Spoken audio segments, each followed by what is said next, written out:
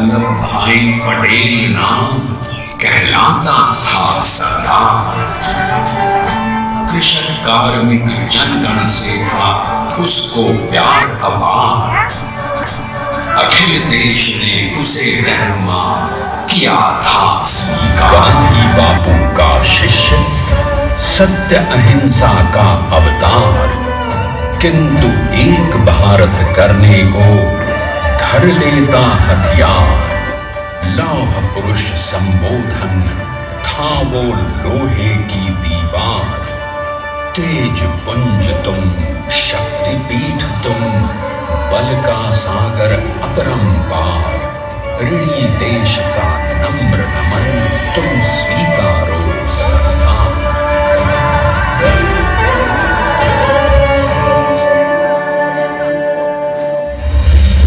1857 में अंग्रेजों को ललकारने वाले पहले स्वतंत्रता संग्राम के एक सक्रिय सिपाही थे झवेर भाई पटेल। करमसद गांव के इस बहादुर देशभक्त किसान और उनकी पत्नी लाड बाई के 5 बेटों और 1 बेटी में से चौथे पुत्र थे वल्लभ भाई। बालक वल्लभ ने करमसद के बाद नडियाद से अपनी हाई स्कूल की शिक्षा पूरी की। फिर 13 साल की उम्र में उनकी शादी भी हो गई छोटी सी झवेर बाई से। 2 बच्चों, बेटी मणि बहन और बेटे डाया भाई को जन्म देने के बाद झवेर बाई असमय ही चल बसी। सदी बदलने और 20वीं सदी आने पर उनका जीवन भी एक चमत्कार की तरह बदला। क्लीटर का इम्तिहान पास करके वो वकालत करने लगे। पहले गोधरा, फिर आणंद और उसके बाद अहमदाबाद में। मगर जल्द ही वकालत छोड़कर वो बैरिस्टर बनने की इच्छा से इंग्लैंड चले गए। लंदन में बैरिस्ट्री में अव्वल आने और वजीफा जीतने वाले वो अनोखे भारतीय थे।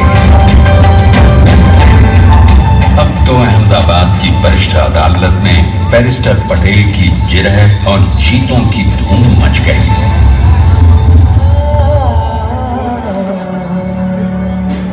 तभी एक युग पुरुष ने वल्लभ भाई के जीवन की धारा ही बदल दी। दक्षिण अफ्रीका में सत्याग्रह के अहिंसक अस्त्र से गोरे शासकों को सबक सिखाकर भारत वापस आए बैरिस्टर मोहनदास करमचंद गांधी से मिलकर वल्लभ भाई ने अपने कुछ वर्षों से सीखे विदेशी व्यवहार और संस्कार हमेशा के लिए त्याग दिए और अब वो अपने खेड़ा के किसानों को हक दिलाने के लिए बापू के साथ आंदोलन में कूद पड़े। अब उनके पैरों में जूते नहीं, गांव की धूल थी। हृदय में भारत भूमि की शस्त्रशाला धरती। मन में थे गांधी और मस्तिष्क में एक नए स्वतंत्र। तभी बारडोली के मजबूर मजलूम किसानों की यातना का समाचार उनके पास पहुंचा। तुरंत वल्लभ भाई वहां पहुंचे और यूं शुरू हुआ भारत का सबसे बड़ा और सफल किसान आंदोलन बारडोली। वल्लभ भाई ने बारडोली के 87,000 किसानों को ऐसा अटल अडिग अचल मनोबल दिया कि अंग्रेजी सरकार हिल गई और 1 बरस के काम का लगान बंद कर दिया गया। अब तो पूरे देश में लोग वल्लभ भाई के नाम की कस्में खाने लगे। स्वयं महात्मा गांधी ने कहा, भाई मेरे शिष्य या साथी नहीं, सारे देश के सरदार हैं। और देश को मिल गया एक अनोखा असरदार सरदार।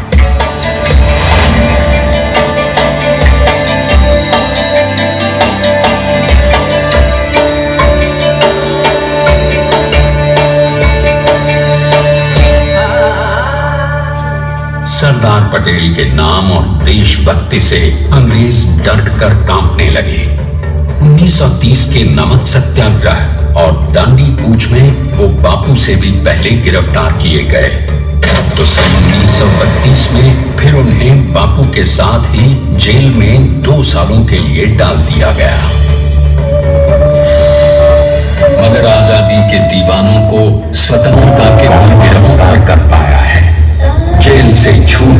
सरदार को कांग्रेस के नए राष्ट्राध्यक्ष पद पर चुना गया और उनकी सरपरस्ती में राष्ट्रवादी भारतीयों ने तमाम ब्रिटिश सूबों में जीत हासिल कर वहां अपनी स्थानीय सरकारें बनाई। किंतु सरदार का सपना केवल सरकार बनाना नहीं था, उनका स्वप्न तो था एक ऐसे नए भारत का जहां हर रंग, हर रूप, एक साथ मिलकर एक ऐसा नया भारत बना सके जहां पूर्ण स्वराज के साथ सारे समाज को गरीबी, अशिक्षा, छुआछूत से भी आजादी मिल जाए। इसकी पहली रणनीति थी भारत को अंग्रेजों की गुलामी से आजादी, ताकि भारत के लोगों की अपनी सरकार सबके साथ और सबके विकास के लिए काम कर सके। बापू की अगुवाई में अब देश ने अंग्रेजों को अंतिम चेतावनी दे दी, करेंगे या मरेंगे, अंग्रेजों भारत छोड़ो। बस फिर क्या था, संघर्ष की रणभेरी बची। 3 सालों के लिए सरदार पटेल को भी सत्याग्रही नेताओं के साथ जेल में ठूंस दिया गया। 2 सालों के बाद अंग्रेजों को बापू के सभी शिष्यों और साथियों को छोड़ना पड़ा।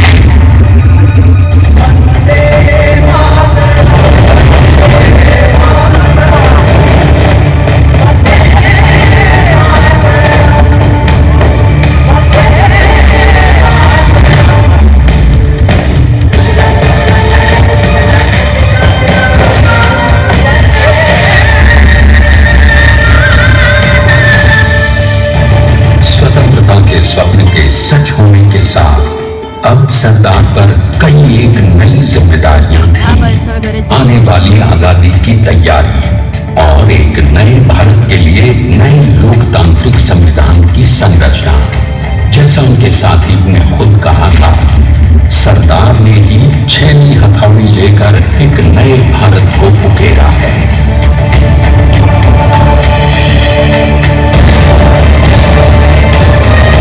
स्वाधीनता तो प्राप्त हुई, लेकिन खंडित भारत में भी उठते विभाजनवादी अंधकार को अभी दूर करना था। जब देश की खंड होने का भय उत्पन्न होने लगा तो सरदार ने निर्भय होकर खुद अपनी केंद्र सरकार और साथियों को भी चुनौती दे डाली और जम्मू कश्मीर को बचाने के लिए सारे देश का आकाश वायुयानों से भर गया।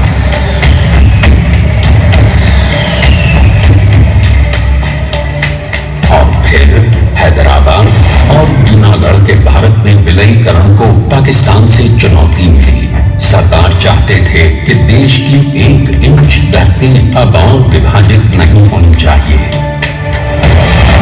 नए भारत को एक करने के लिए समझा बुझाकर मनाकर 565 रियासतों को सरदार ने अपनी सूझबूझ, सदाशयता, संबल से एक नए स्वतंत्र भारत का अभिन्न अंग बना दिया है।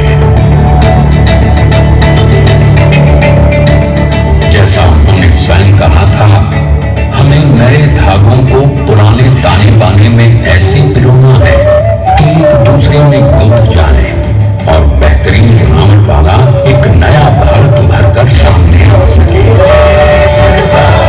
अंततः अपने वज्र दृढ़ संकल्प से एक नया विराट विशाल एक भारत श्रेष्ठ भारत बनाकर दिखा ही दिया सरदार ने।